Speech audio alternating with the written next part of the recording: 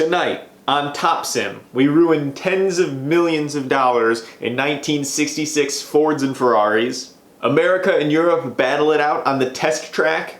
And IndyCar ponies up to Formula One. Welcome, let's get into the show.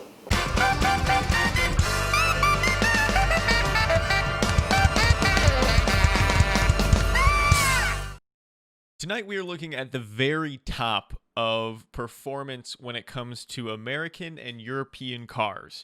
And we wanted to kind of make this challenge exist in a multitude of different options and a multitude of different motorsports, but yet still the tippity top of each. These challenges are designed to find out which car is fastest, which car is best, and who would win in the competition between these two equal counterparts from across the ocean. The first challenge we put these cars through was the old school 1966 24 Hours of Le Mans race between Ford and Ferrari. We were able to simulate this, of course, using the 1966 version of the track as well as the 1966 version of the cars. And I don't think the results we experienced were too far off from real-life results. Those cars are dangerous. The second challenge we put these cars against was a timed lap challenge. We took two American cars and two European cars, put them together on the same track, and see who had the best time on our test track. And for the third challenge, we put the pinnacle of each side of the ocean's motorsport against each other. We put the Indy Car from America up against the Formula One car of Europe in a lap challenge as well as a race. We have a great show tonight. I hope you guys enjoy it, and let's get into the action. The 1966 Ford GT proved to be one of the more difficult driving experiences in sim racing that I have ever experienced. The car just jumped all over the road, it was very dangerous to drive, and it took a couple tries to actually get the race underway. But once I was able to get it going, it was just as fun as it was dangerous. Oh, buddy! As we're still flying forward. Hey, we get some air. We bounce off another car. Oh, no.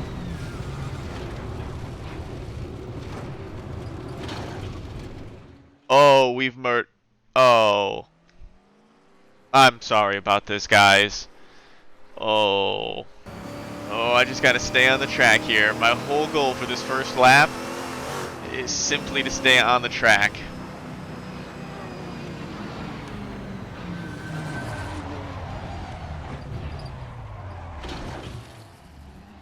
Alright, well, now it's just making fun of us. Oh!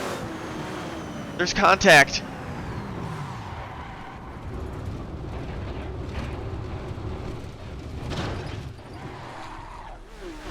Oh, contact again. And that would be the end of that. Honestly, with these fucking cars, that might have been a death. This is a couple Ferraris hogging the road. What's going to happen at this curve? Oh my god!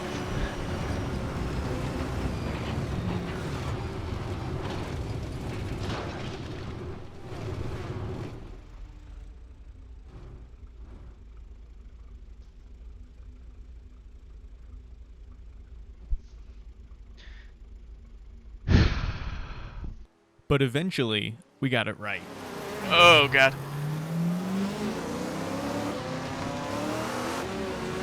Oh god. Looks like we have a Ford GT flying off into the lead. A blue one. And then we have me. Second place, please.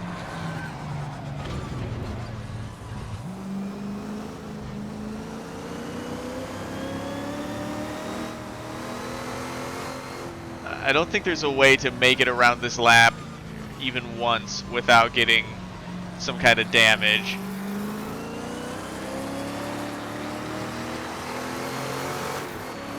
Alright, Ford GT, side to side.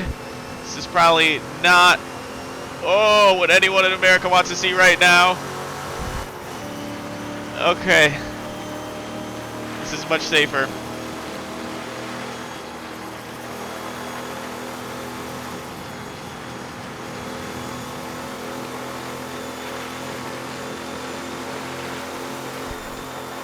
Oh my god. I'm too afraid to pass because we're just going to be stuck next to each other like this. And these cars are so unpredictable, there's no telling who's just going to bounce into the other person. Over 200 miles an hour. I think he's about to let off through here. Yeah, he lets off. Oh no.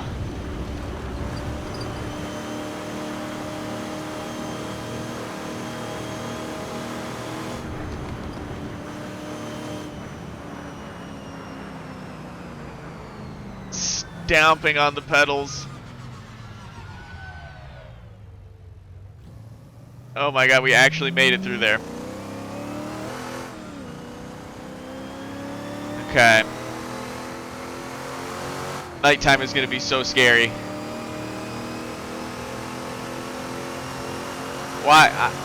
Why is this a race that people did? What did you have to prove?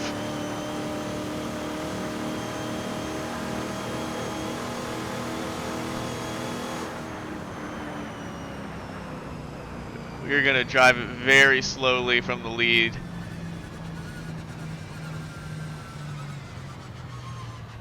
I'm not going to take any unnecessary risks well in the lead.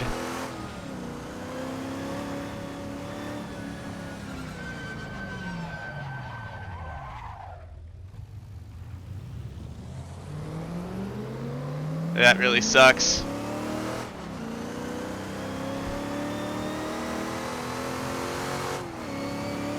That really sucks. I got a car off in front of us, but they managed to keep it. All kinds of shenanigans in front of us. They are all over the road. Oh my.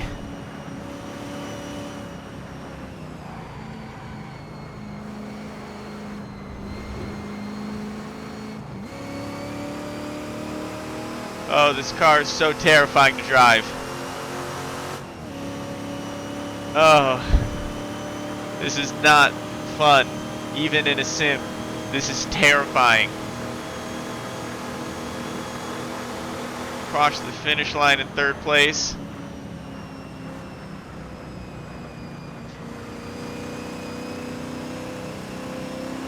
That was more daring than I anticipated to take that corner at.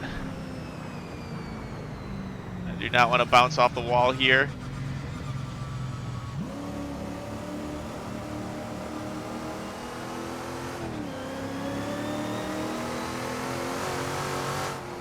Okay, gotta make it through this corner too. Do not forget it. Want to be very careful with the throttle here. Especially in these low gears.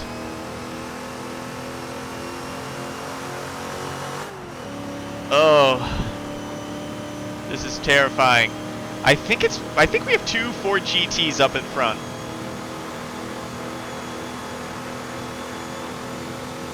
I'm gonna let them race. Oh, they're a little bit separated. And I got a guy who's close enough to be in my slipstream. So I'm gonna have to worry about that at some time in the future. Oh, but what did anybody have to prove to drive one of these cars? This is terrifying. Oh, I'm off. Okay. On the bright side, that slowed me down all I needed to for that corner. Got a little bit of distance. Alright, let's get on the brakes hard here.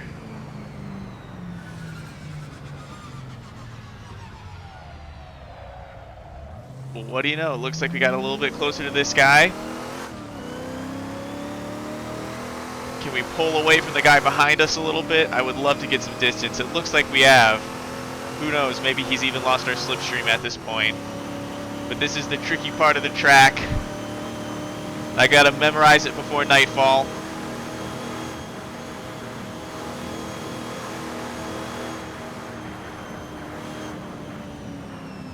Oh, that bumper's coming up quick.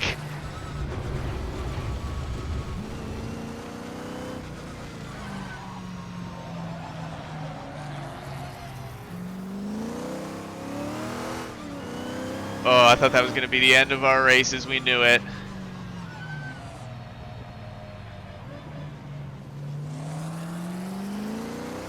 Alright. Let's not forget me and this guy. Similar teams. We'd all like to win, but we're racing Ferrari.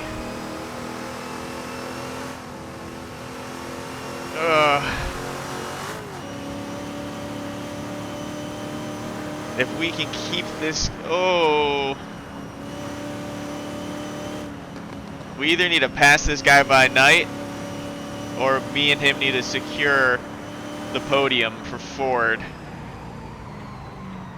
throughout the entire race.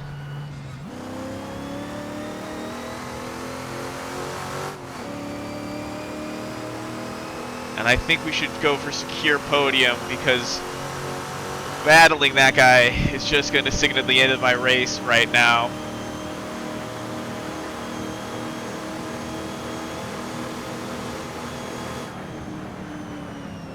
Oh God.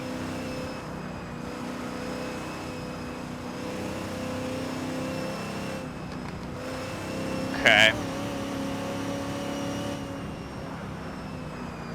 Oh, please break more, son of a bitch.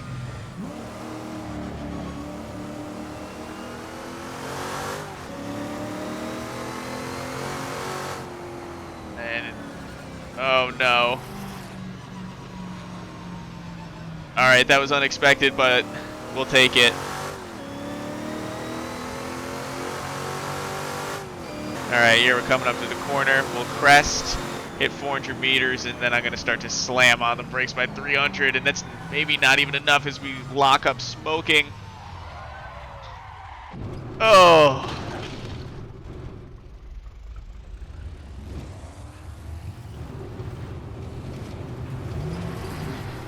Fifth place.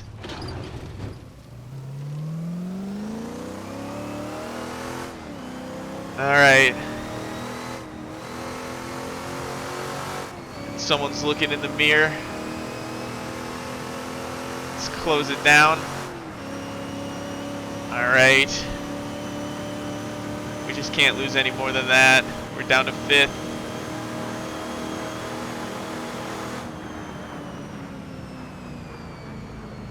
That might be nice to put ourselves in fifth place on the podium. Or rather, not even on the podium, but just, you know, as a result.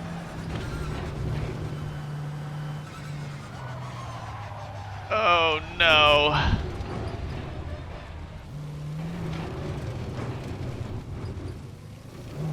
This car is just out of control.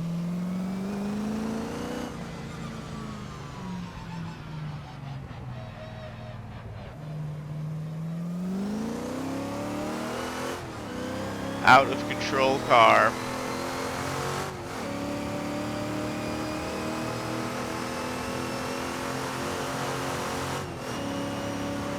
Alright. Oh shit, I saved my braking for far too late.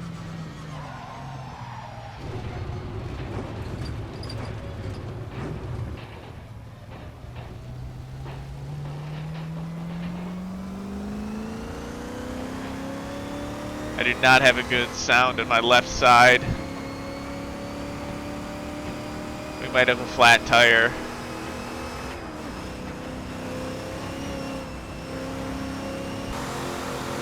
It's entirely possible that I have a puncture back there. This is probably the beginning of the end for me. Yeah, I have no... Oh. Oh, into a tree. That would be death. I have just died in Le Mans 24.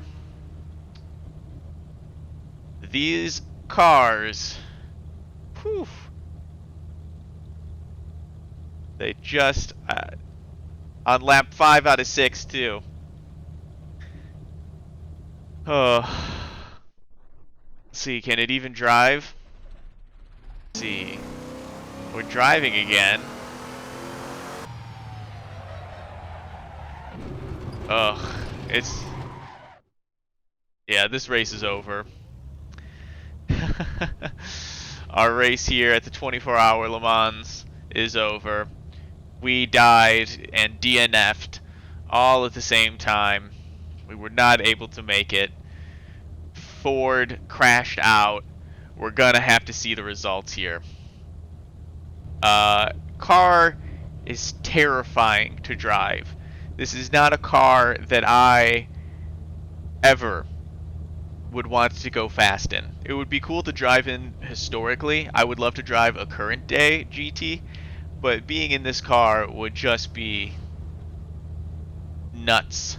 That looked like a Ford GT that went over the finish line first. There we go. Here comes some finishers. Those look like, wow, all Ford GTs. So Ford GT in first place, second place, third place, fourth place, and fifth place Ford GTs. 6, 7, 8, and 9 Ferrari. Wow. Well, hold on. I guess the only finishers we have right now are Ford GTs. There goes a Ferrari on the finish. The first Ferrari, the second Ferrari to come across the finish line. So the first Ferrari finished 6th place. Wow. I, of course, crashed out, finishing a lap down. The winner is a GT, a Ford GT. A second place Ford GT, the third place Ford GT, fifth, all the way down to 5th place Ford GT. So they really won out here, and by a pretty significant margin as well. About 20 seconds difference between the last Ford GT and the first Ferrari. As a matter of fact, I was the last place GT as well as the last place car. There was the only other GT was in 5th place. So yeah, the Ford GT definitely had beaten out Ferrari in this competition, even if we take myself out of the equation. Welcome to our test track, the home of the Stig, located in Surrey, United Kingdom. This track has formerly been the testing grounds of Lotus's F1 cars, as well as an ambitious yet rubbish car show. The track is 2.82 kilometers or 1.7 miles long with 12 turns. Now it is used to put sim cars to the test. The cars we will be testing today are the Corvette C7 Stingray, the Porsche 911 Turbo S, the Ford GT, and the Audi R8 V10 Turbo. First up, the Corvette C7 Stingray. Alright, the Corvette is going to have a lot of competition in the fact that it actually is a proper manual car and requires the use of a stick to shift gears.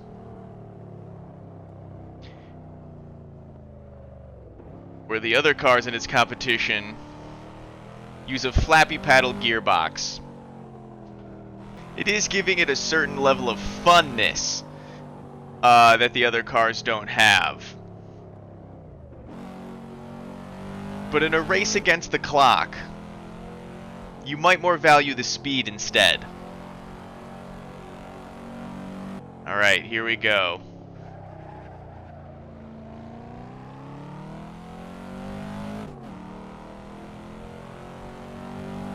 $100 an hour.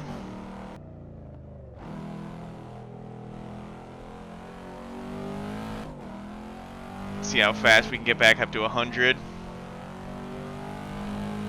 Back up to 100. Up to at 107 even. Or hitting the brakes.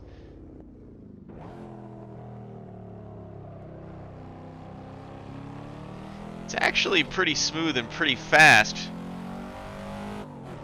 considering the distance you have to go to shift gears.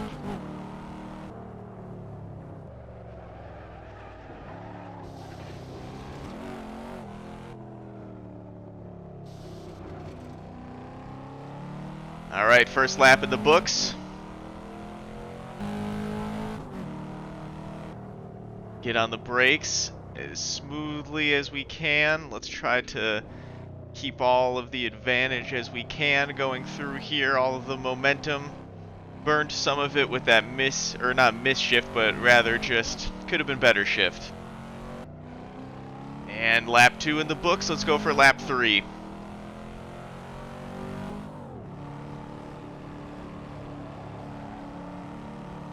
There we go. And all we got to do is hit our marks now, although I think it's probably likely that we have already messed up this lap.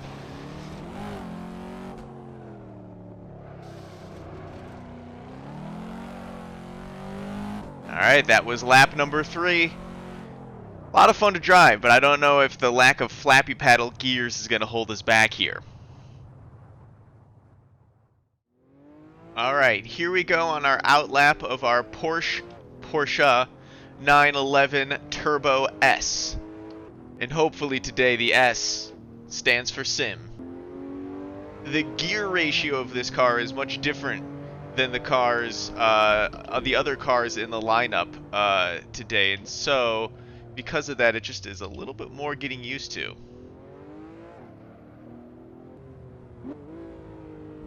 Alright, here we come to the end. Woo! The end of our outlap. It is game time after this corner. Here we go. Off to the races.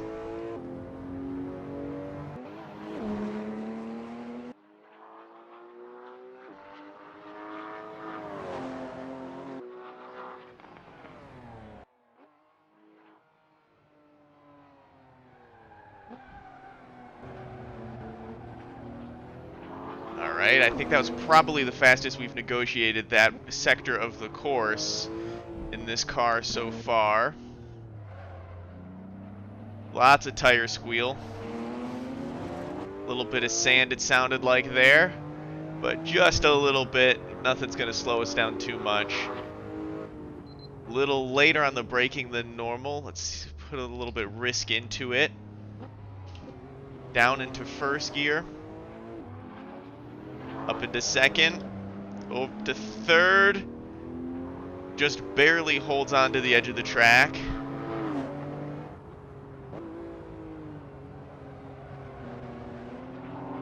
Squealing through these last sectors. We cannot give it full gas through here. We will just fly off the course.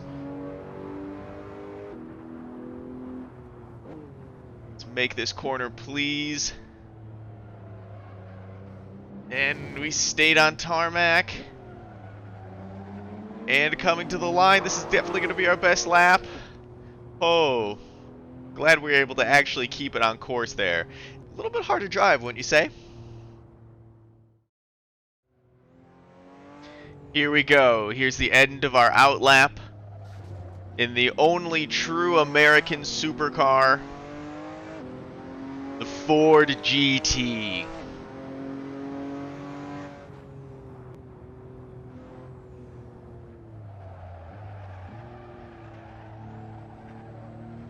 Now this feels like a better speed run.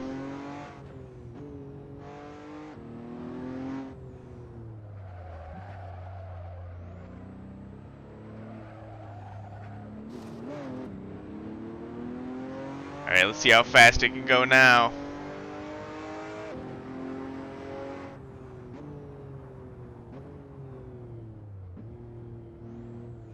Through the tricky part.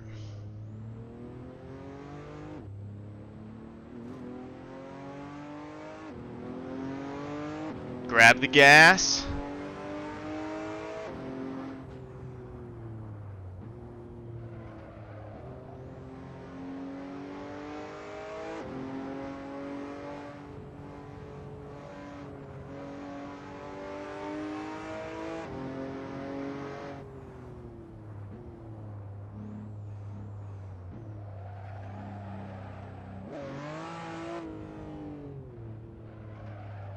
And here we go.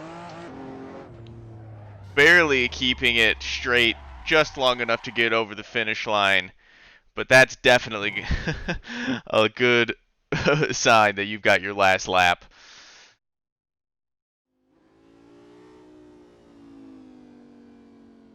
Alright, clear for takeoff in this massive V10 Audi engine. Getting the revs up to 8.5 before shifting gears. Let's hope we can control all of those ponies somewhat, though.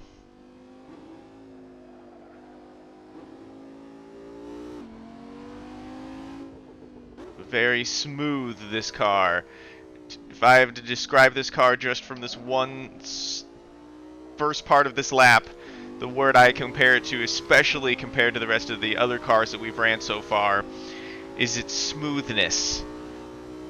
Speaking of all of the other cars we've run today, batting fourth, this Audi is in good position for cleanup on the other 3 cars. It doesn't necessarily know all of its times, but it does know the feeling that all of the other cars went through at this course.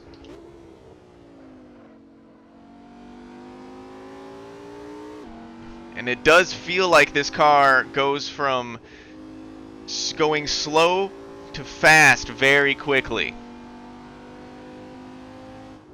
Maybe quicker than the others.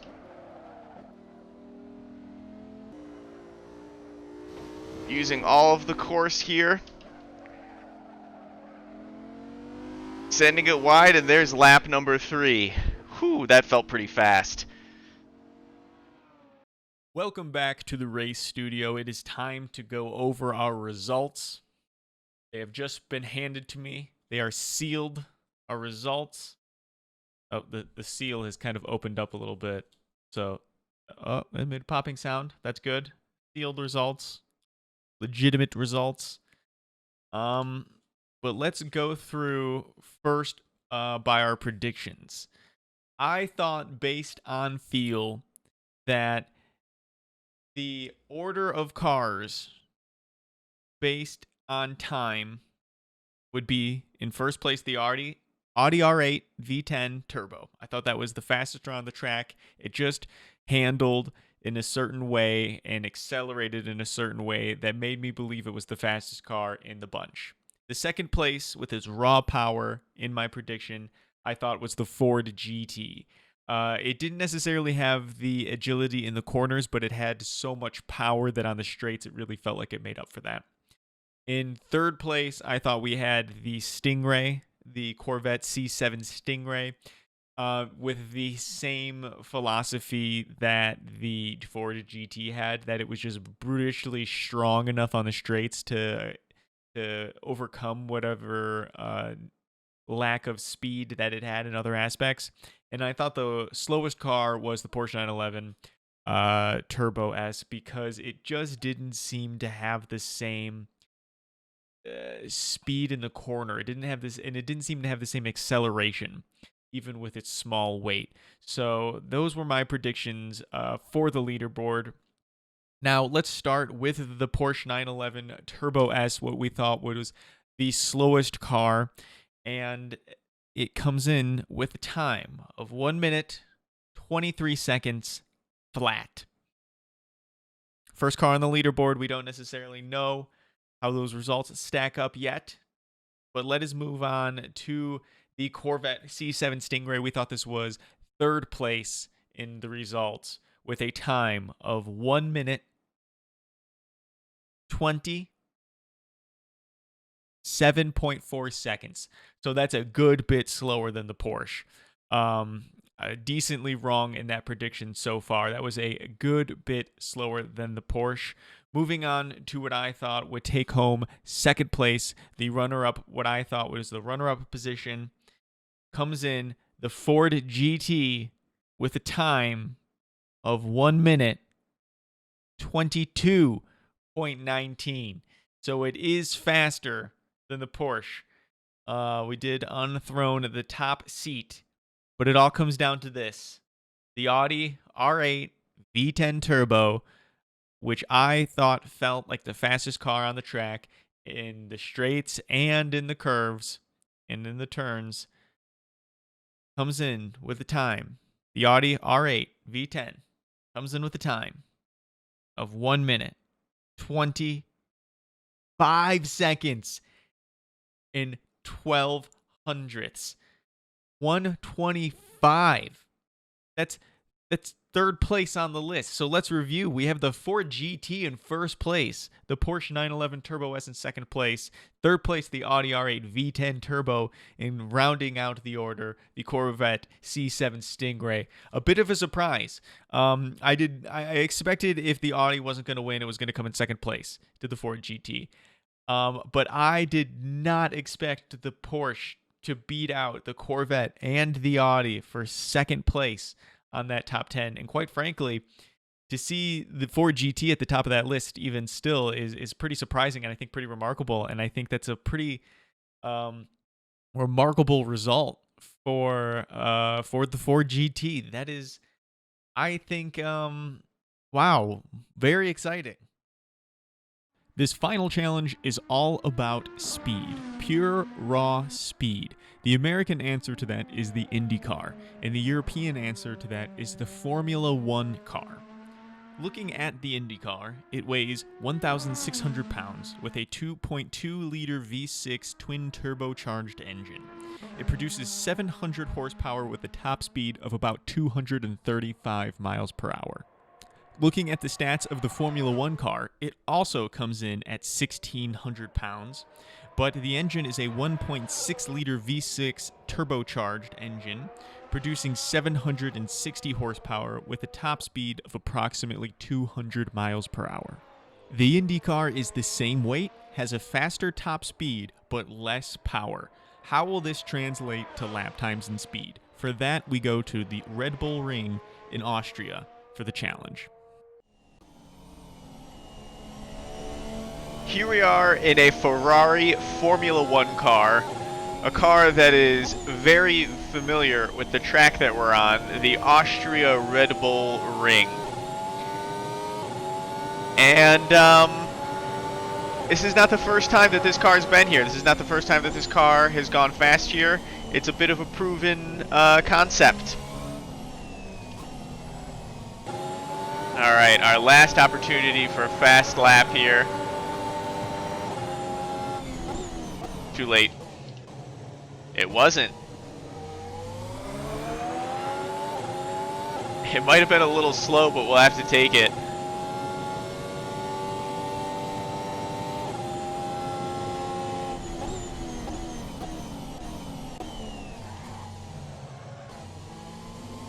Using the curb there.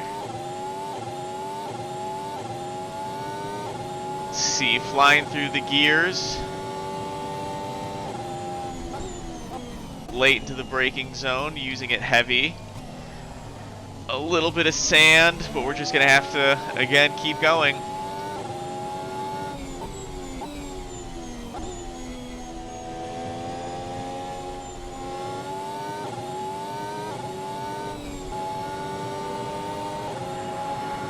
Now we just gotta keep it stick. Wait, keep it stick? I don't know what am I saying? We gotta stick it.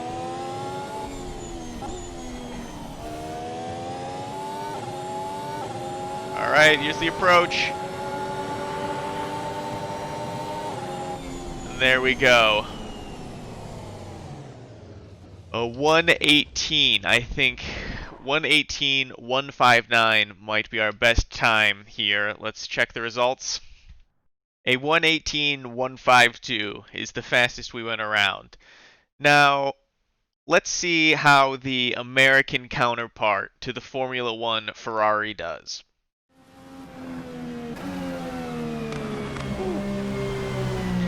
I don't know if it's just the sound or being behind the windscreen, but I feel like this car hauls a little bit more mail. Alright, here we go, first lap. Using the same braking zone and kind of coming to a stop relatively early. I'm a big fan of that. Moving up through the gears. Just really whining as we make our way up. Brakes are very responsive. Ooh-wee!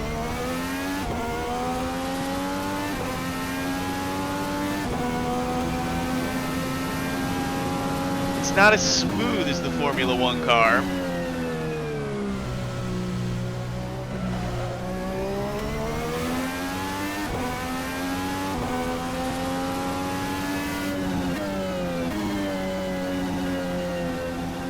Getting on the grass a little bit there. Hit the apex, a little missed it by going early.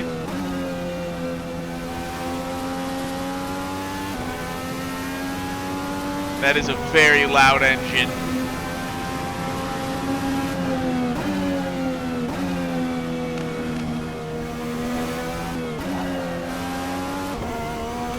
All right, coming up to the finish line.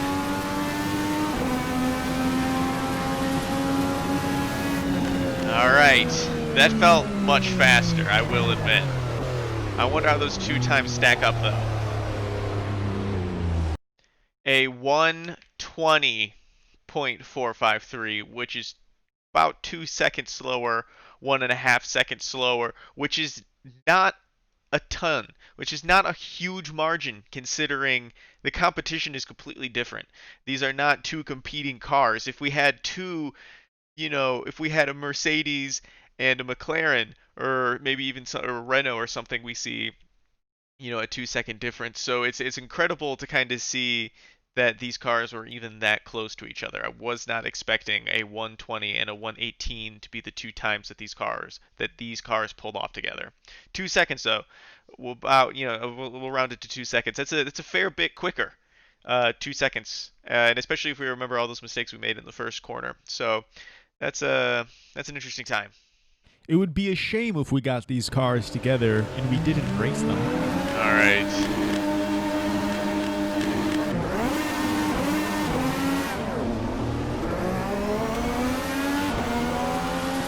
F1 car goes by already. Another F1 car goes by.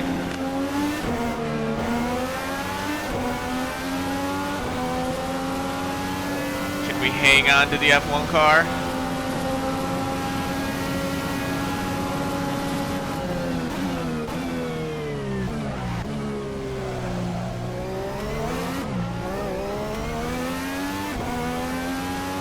Looks like we just kind of lost the bumper.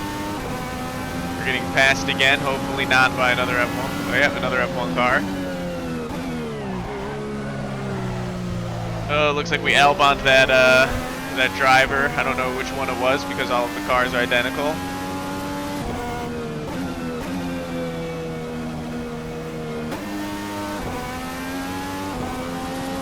See a lot of red Ferraris in front already. Looks like the herd is kind of separated already before the end of lap 1.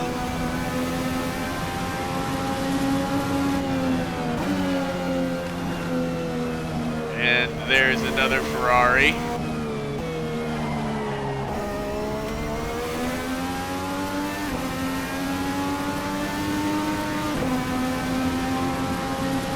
Yellow flag near us. Okay. Look at us, a field of Indy cars just now separated.